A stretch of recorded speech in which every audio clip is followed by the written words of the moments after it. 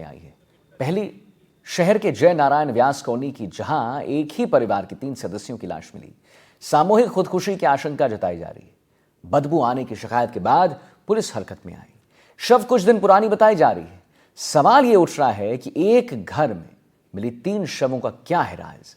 दूसरी खबर की बात करें, दूसरी खबर भी बीकानेर से ही है, जहां सड़क हादसे में 6 लोगों की मौत हो गई। एक ट्रॉला कार के ऊपर पलट गया। मौके पर पहुंची पुलिस ने तुरंत ट्रॉले को खाली करवाया और नीचे दबी हुई कार को हटवाकर दबे हुए लोगों को बाहर निकाल दिया।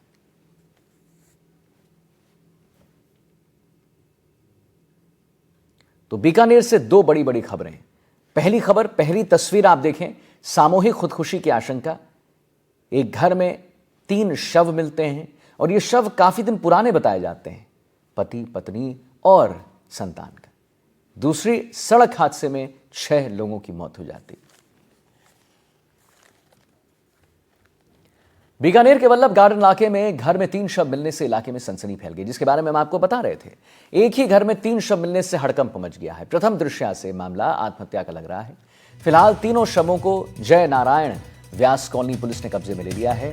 जानकारी के अनुसार मकान की 4 दीवारी का गेट बाहर से बंद था, जबकि घर का मुख्य द्वार अंदर से बंद था। पुरुष का शव कमरे में मिला, जबकि मां बेटी के शव हॉल में मिले। पिछले 2-3 दिन से परिवार के तीनों सदस्य नहीं दिख रहे थे। शक होने पर और दुर्गंध आने पर पड़ोसियों ने पुलिस को फोन किया, जिसके बाद मामले का खुलासा हुआ। मौके पर पहुंचे तो मकान मालिक नितिन खत्री, उनकी पत्नी रजनी देवी और बेटी जेसिका के शव कमरे में मिले। घटना की जानकारी मिलते ही बड़ी संख्या में इलाके में लोग इकट्ठा हो गए। पुलिस के अनुसार नितिन खत्री पत्नी और बिजली दोनों की फिटिंग का काम करता था। पानी और बिजली दोनों की फिटिंग का काम करता था। पिछले लंबे समय से इसी कॉलोनी में नितिन परिवार सहित रहते थे। फिलहाल पुलिस मामले की जांच में जुटी है। तो वल्लभ गार्डन इलाके में घर में 3 शव मिलने से इलाके में सनसनी।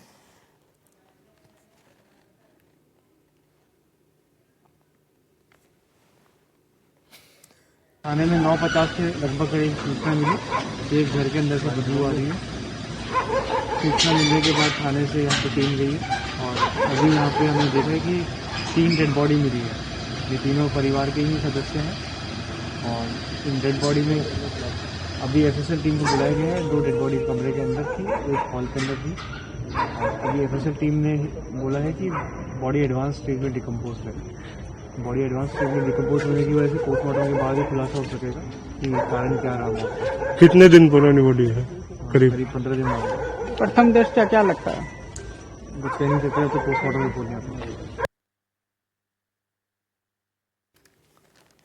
तो कई दिन पुराने बताए जा रहे हैं 3 शव। आपको बता दें कि घर में मिले पति पत्नी और 18 वर्षीय बेटी की लाश। बीकानेर में एक ही घर में 3 शव मिले हैं। बीकानेर के वल्लभ गार्डन इलाके में घर में 3 शव मिलने से इलाके में सनसनी फैल गई है। एक ही घर में एक ही परिवार के 3 लोग के शव बरामद की गई। प्रथम दृष्टया से मामला आत्महत्या का लग रहा है। फिलहाल तीनों शवों को जय नारायण व्यास कॉलोनी पुलिस ने कब्जे में ले लिया है। जानकारी के अनुसार मकान की 4 दीवारी का गेट बाहर से बंद था, जबकि घर का मुख्य जो द्वार है वो भी बंद था। पुरुष का शव कमरे में मिला, जबकि मां बेटी के शव हॉल में मिले। पिछले 2-3 दिन से परिवार के तीनों सदस्य नहीं दिख रहे थे, गायब लग रहे थे। शक होने पर और दुर्गंध आने पर पड़ोसियों ने पुलिस को फोन किया, जिसके बाद मामले का खुलासा हुआ। मौके पर पहुंचे तो मकान मालिक नितिन खत्री, उनकी पत्नी रजनी देवी और बेटी जेसिका के शव कमरे में मिले हैं। घटना की जानकारी मिलते ही बड़ी संख्या में इलाके में लोग इकट्ठा हो गए। पुलिस के अनुसार नितिन खत्री पानी और बिजली दोनों की फिटिंग जो होता है उसका काम करते थे। पिछले लंबे समय से इसी कॉलोनी में ये नितिन परिवार जो है अपने पूरा रहता था। फिलहाल पुलिस मामले की जांच में जुटी हुई।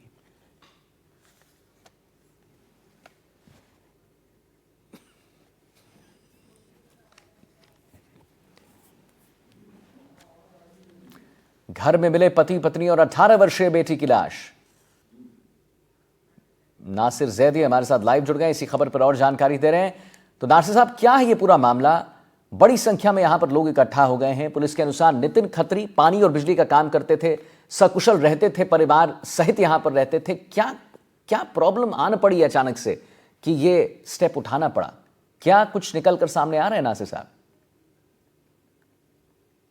जी देखिए,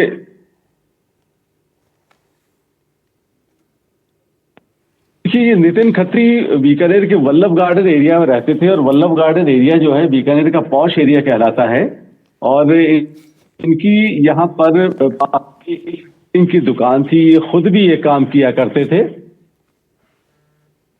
जी काफी दिनों से जब लोगों से इंटरेक्शन नहीं हुआ और दरवाजा, इनके घर का दरवाजा जब बंद आने लगा तो लोगों ने पुलिस को शिकायत की। इसके अलावा घर के बाहर से, अंदर से बदबू भी आ रही थी और बदबू आने पर पड़ोसी जब परेशान हुए तो इन्होंने पुलिस को शिकायत की और पुलिस ने जब आकर देखा तो दरवाजा बजाने पर किसी ने खोला नहीं, तो पुलिस ने दरवाजा तोड़ा और अंदर जाकर देखा तो अंदर का दरवाजा भी बंद था। दरवाजा तोड़ने पर जब अंदर का मंजर देखा तो सबके होश फाख्ता हो गए, क्योंकि वहां 3 डेड बॉडीज पड़ी हुई थी, जिसमें 2 डेड बॉडीज जो फीमेल की थी वो बेड पर पड़ी हुई थी और एक डेड बॉडी जो मेल की थी वो पंखे से लटकी हुई थी। ये देखते ही तमाम लोगों के होश फाख्ता हो गए और तमाम लोगों ने इस मामले को इन्वेस्टिगेट करने की बात की। तो पुलिस ने ये पूरा मामला इन्वेस्टिगेशन करने की शुरुआत की। एफएसएल टीम को बुलाया गया और तीनों डेड बॉडीज को इकट्ठा किया गया और इन्हें हॉस्पिटल भेजा गया। ये क्या आशंका जताई जा रही है नासिर साहब, क्या बात सामने आ रही है? क्या ये हो रहा है कि पहले ये भी बात तथ्य तो ये भी कह रहे हैं, बात तो ये भी हो रही है कि पति ने पहले पत्नी और बेटी को जहर खिला दिया, उसके बाद खुद जहर खा लिया? जी जी जी, हम इसी बात पर आ रहे हैं कि जब इस पूरे मामले को इन्वेस्टिगेट किया गया और पड़ोसियों से जब पूछताछ हुई तो पड़ोसियों ने ये बताया कि एक तो हमारा इनसे ज्यादा इंटरेक्शन नहीं था, क्योंकि ये परिवार ऐसा था कि अड़ोस पड़ोस के लोगों को ज्यादा इंटरेक्ट नहीं करता था। परिवार में 3 जने थे, हस्बैंड वाइफ और उनकी बेटी। 18 साल की बेटी जेसिका थी और घर के मालिक थे नितिन खत्री और उनकी बीवी जो घर की मालकिन थी रजनी खत्री। ये तीनों आपस में रहते थे, ज्यादा इंटरेक्शन नहीं करते थे।